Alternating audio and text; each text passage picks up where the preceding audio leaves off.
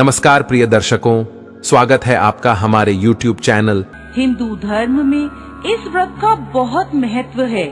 सोमवती अमावस्या की व्रत कथा के अनुसार एक साहूकार के 7 बेटे और एक बेटी थी। साहूकार के 7 बेटों का विवाह हो चुका था। उनके घर रोजाना सवेरे सवेरे एक ब्राह्मण भिक्षा मांगने आते थे। जब भी साहूकार की कोई बहू या सेठानी। दर्शकों, हम कहानी शुरू करें और आप इस वीडियो में खो जाएं।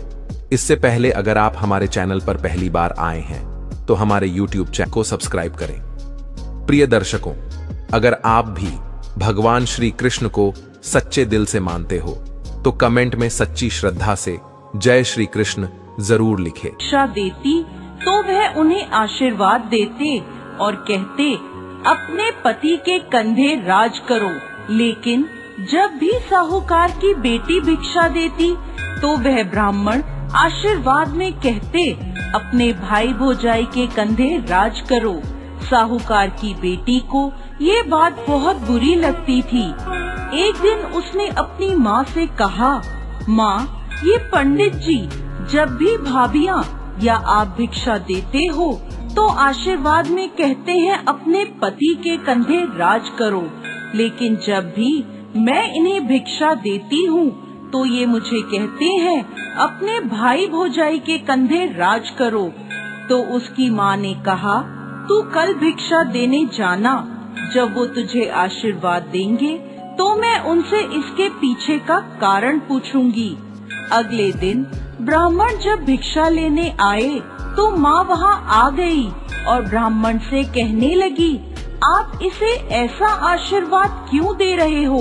तब ब्राह्मण ने कहा, क्योंकि इसकी किस्मत में सुहाग नहीं है। तब सेठानी ने ब्राह्मण से इसका कोई उपाय पूछा। तब वह ब्राह्मण बोले, यदि सोबा धोबन इसकी शादी में आकर आशीर्वाद दे तो इसका पति बच सकता है। तो उसकी माँ पूछती है, सोबा धोबन कहाँ रहती है? पंडित जी बोले, 7 समंदर पार सोना धोबन का गांव है। तब सेठानी ने अपने बेटों से कहा, सोबा धोबन के गांव बहन को लेकर जाना है। 6 बेटों ने तो मना कर दिया, परंतु 7वां बेटा तैयार हो जाता है। दोनों भाई बहन सोना धोबन के गांव के लिए रवाना होते हैं। नदी के किनारे दोनों एक पेड़ के नीचे बैठ जाते हैं। उसी समय पेड़ के नीचे से एक सांप निकलता है और पेड़ के ऊपर चढ़ने लगता है। उसी समय बहन की नजर उस सांप पर पड़ जाती है। वो अपने भाई से कहती है, देखो भाई, पेड़ पर किसी पक्षी का घोंसला है और उसमें नन्हे नन्हे बच्चे हैं। ये सांप उन बेचारे बच्चों को खा जाएगा और जब पक्षी आकर यह देखेंगे तो उन्हें कितना दुख होगा। तब भाई उस सांप को मारकर वहीं टोकरी से ढक देता है। शाम को एक हंस और हंसनी का जोड़ा उस तरफ आता है तो अपने घोंसले के आसपास और पेड़ पर खून देखकर वो डर जाते हैं। उन्हें लगता है कि उन दोनों भाई बहन ने उनके बच्चों को मार दिया। तो वह वहाँ आते ही उन दोनों को चोंच मारने लगते हैं।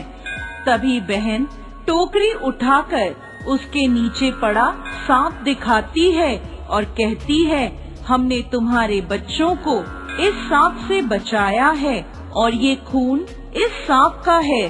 तब हंस और हंसनी बहुत खुश होते हैं और उन दोनों को अपनी पीठ पर बिठाकर समुद्र पार सोबा धोबन के गांव में छोड़ आते हैं। सोना धोबन का भी बहुत बड़ा परिवार था, जिसमें उसके बेटे और बहुएं सब साथ साथ रहते थे। साहूकार का बेटा और बेटी भी उस गांव में ही घर लेकर रहने लगे। रोजाना रात को साहूकार की बेटी सोना धोबन के घर जाती और खाना पानी, साफ सफाई, घर के सभी काम करके सुबह होने से पहले अपने घर वापस लौट आती थी। एक दिन सोना धोबन ने अपनी बहुओं से पूछा, आजकल सुबह सुबह तुम्हारे लड़ाई झगड़े की आवाज नहीं आती, क्या बात है? तो बहुएं बोली, सासू माँ, जब हमें सारा काम किया हुआ मिल जाता है तो हम क्यों झगड़े? तो सोना धोबन ने पूछा, अच्छा कौन करता है सारा काम? तो बहुएं बोली, आप नहीं करती? हमें तो लगा हमारे उठने से पहले ही आप घर का सारा काम कर देती हैं। तब सोना धोबन ने ये पता लगाने का निश्चय किया और वो रात भर जागती रही। जब साहूकार की बेटी आई तो सोना धोबन ने उसका हाथ पकड़ लिया और पूछने लगी, कौन हो तुम और क्यों मेरे घर आकर सारा मेरे घर का काम करती हो? तब साहूकार की बेटी ने ब्राह्मण वाली सारी बात सोना धोबन को बता दी और कहा, यदि आप अपनी सोमवती अमावस्या का फल मुझे दे दें तो मेरा सुहाग अमर हो जाएगा। सोना धोबन ने उसकी बात मानते हुए उससे कहा, जब तुम्हारी शादी पक्की हो जाए तब मुझे न्योता भेज देना, मैं तुम्हारी शादी पर जरूर आऊंगी। इसके बाद दोनों भाई बहन अपने घर वापस आ जाते हैं और बहन के लिए लड़का ढूंढकर शादी की तारीख पक्की होती है। सोना धोबन को भी न्योता भेजा जाता है। शादी के दिन फेरों के ठीक बाद एक सांप आता है और दूल्हे को डस लेता है, जिससे दूल्हा मर जाता है। तब सोना धोबन संकल्प लेकर दूल्हे के मुंह में पानी डालती है और वो वापस जीवित हो जाता है। तभी से सोना धोबन के साथ साथ साहूकार की बेटी और बहुओं ने भी सोमवती अमावस्या का व्रत करने का संकल्प लिया। जय अमावस्या माता।